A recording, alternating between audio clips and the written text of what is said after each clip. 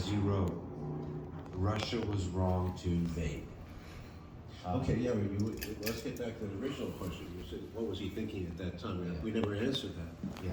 Now, by the way, among those people who've been This is ruined by this war, Yes. you have to include the 2014 to 2022 Yes. Ukrainian Russians. 14,000 were killed, not necessarily by some of them by maybe accident, this and that, but certainly a large number of that is responsible to the Ukrainian military and the Nazi-related battalions who have done a good job of death squadding that whole area. And remember, I did a film about Salvador. I know a little bit about death squads and how they work, and I know about paramilitaries, because in South America, they're all over the place. America hates Venezuela. No aggression over there. Venezuela. Do they tell you anything about Colombia, its next door neighbor? Colombia, for years, has been plagued by paramilitaries that are right wing, and the United States has said nothing about them, except occasionally there's a newspaper report now. So this support of death squads by the United States is all over the world. It's not just in South America and Central America, where we see plenty of evidence of it. It's here too, and this is what's horrible about this whole thing, this hypocrisy of America, that they can support such evil.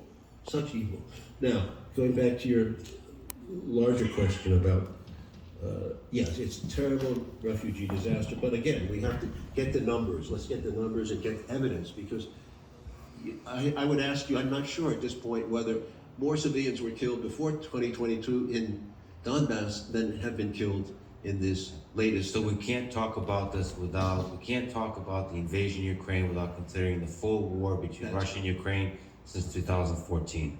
That's correct, absolutely. And take the toll on both sides, and you might be surprised by the result. I think the Russian military, of course I'm not there, and this is speculation. The Russian military has slowed down, and part of that reason is not to keep the civilian corridors open. And I think that the Ukrainian military has made it more difficult on purpose, especially some of these battalions that are death squad battalions have gone out of their way to keep the civilians locked into these cities in danger, because it's in their interest to do so.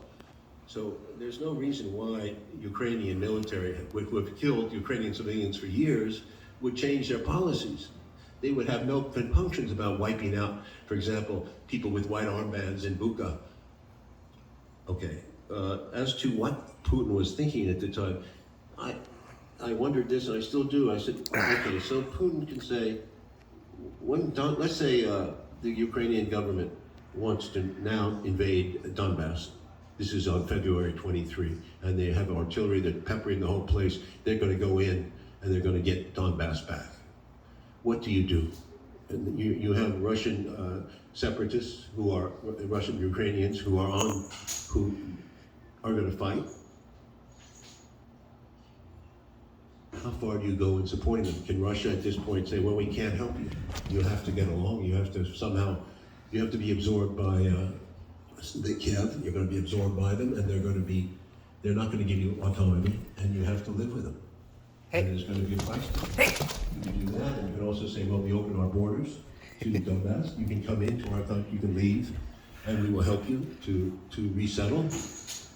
And that would be a reasonable approach. So you take it to the next stage, as Putin's thinking. You take it to the next stage.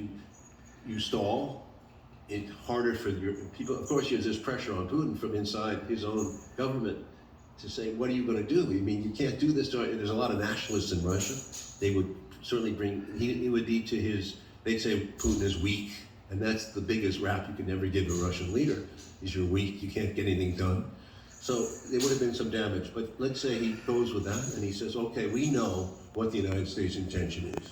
It's to get rid of me, regime change, and to get another Yeltsin in. This is pretty good. And they will go to any ends. They will destroy Ukraine if necessary, but they want regime change in Russia. I thought this line of thinking was very similar to my reaction That's the ultimate policy about like the 2014. So country that has no compunctions about going all the way. just wanted you to hear it again. And it will use hypocrisy and all the news propaganda in the world to get what it wants. This is the equivalent, frankly, of Germany's goals in World War II, world domination. There's no question in my mind, but we're going about it in our way as opposed to Hitler's way. Do you- So just to finish your thought, where do they go? What's stage two? Okay, let's say they take. Where do we takes go back from here? Donbass. Let's say people get killed in large quantities. Where do we always go? So we now to the next stage. We're finished with the Minsk II agreements that were never adhered to. So what does Russia do? They wait for the next aggression, which is going to come in one form or another, perhaps in Georgia. Perhaps I don't know what would happen, what the U.S. is thinking, but they would have. The U.S. cannot say Russia has done anything. They have not used violence to stop Donbass from belonging back to Ukraine, right? So you're in a new setup now. It's a whole thing rearranges. Enough of this You aggression. still have nuclear weapons. Are you under You still the have Russian tent? nuclear weapons. Sir? They're serious weapons. Sir? They're very well developed. Crude, but not as refined as the American nuclear force. But You're like the good witch. that becomes another game. Then you Or the open bad another witch. chessboard, and No. you still haven't been condemned. The sanctions haven't been imposed. The one that That's a the new- house it's a new landed game. on. Are you okay? Could you live with that? That's the question I ask myself. So you see ultimately Ukraine today as a battleground for the proxy war between Russia and the United States. The United States would have then NATOized Ukraine. Hello? Certainly put more weapons in. The United States has already done a lot in Ukraine with Okay. intelligence, with training advisors. The intelligence aspect of the Ukrainian army has been raised enormously by the United States contribution. Hey, Is this it is pretty possible long, for but I the think steel man to play 6 devil's minutes of advocate this is against worth yourself and say that you 60 know, days Vladimir of Fox Zelensky News war is fighting for the sovereignty of his nation. news coverage. So In a way, Love you. against Russia.